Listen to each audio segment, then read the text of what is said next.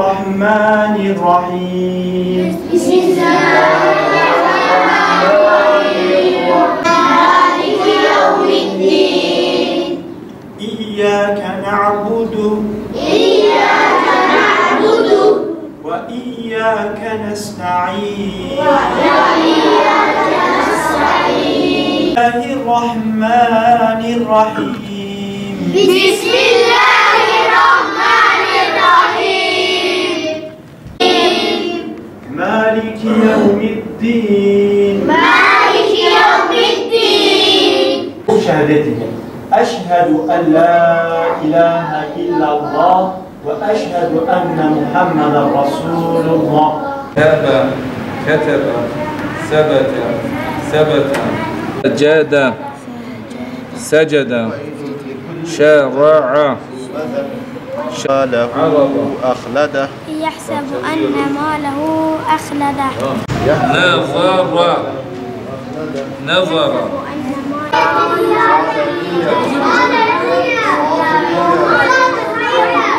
مسلمان حدیث کو فارسا روزه چند وقت میشنه پیش فارس میشنه میجا صبح میجا نیل میجا باری میجا مغرب میجا عشاء ليش عافر ليش عافر بسم الله الرحمن الرحيم أعوذ بالله من الشيطان الرجيم بسم الله الرحمن الرحيم أنزل إليك وما أنزل من قبلك من ربهم وأولئك هم المفلحون الله أكبر الله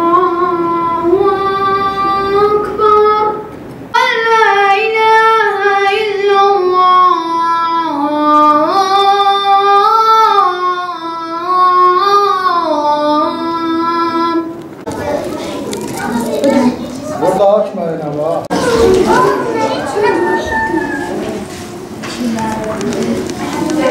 الفيدري صادجا نقو درسا هافيني يا صاحتي لي وام بيجن ام درسا زاروكا جدا ام دوزده مهي صالي هر دوزده ماجي ام الفيدري درسا زاروكا ام جدا لبل نهاد وقت هافيني دا جبرگو زاروك ناشنا مكتبي فيدري هاتنا زاروكا خوندنا زاروكا پروردكنا زاروكا الفيدري دها بهتر تينا فيدري اللي وكي دي هر وقت يجي اورنجي ما خوندكاري ما طلبه مدرسة صور هر وقت يجي حنا اشترف عالي ديانة ديفا هو ام درسي ام ددن هر وقت يجي ام حاضرن درسا تجويدي ام ددن درسا ادبيجم يا اعتقادي ام ددن يا سياري ام ددن يا تجويدي جي ام ددن يعني توني درسي جو زاروكا لازم دكي ام زاروكا ام دبيجن هر وقتي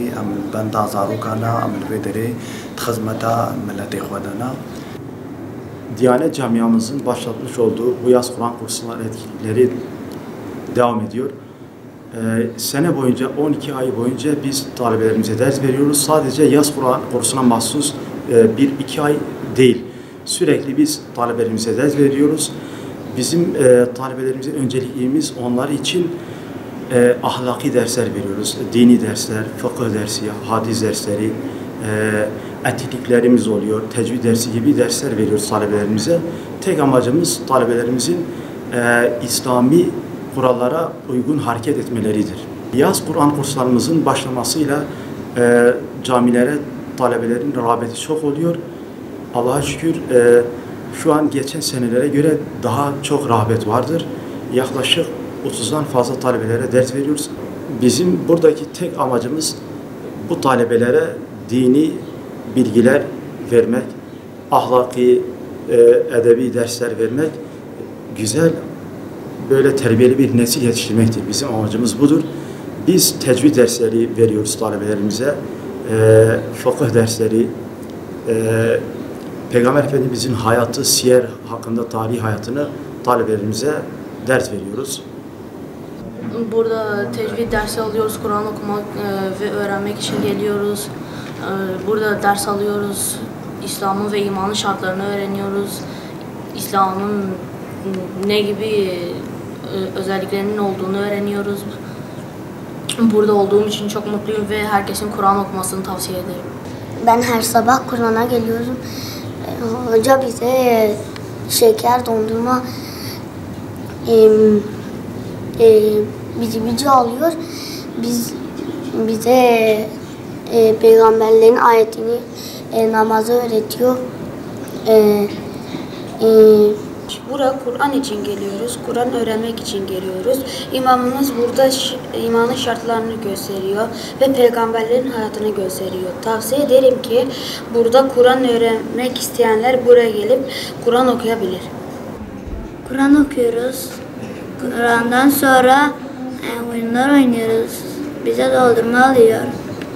Camide olduğum için çok mutluyum, eğleniyorum.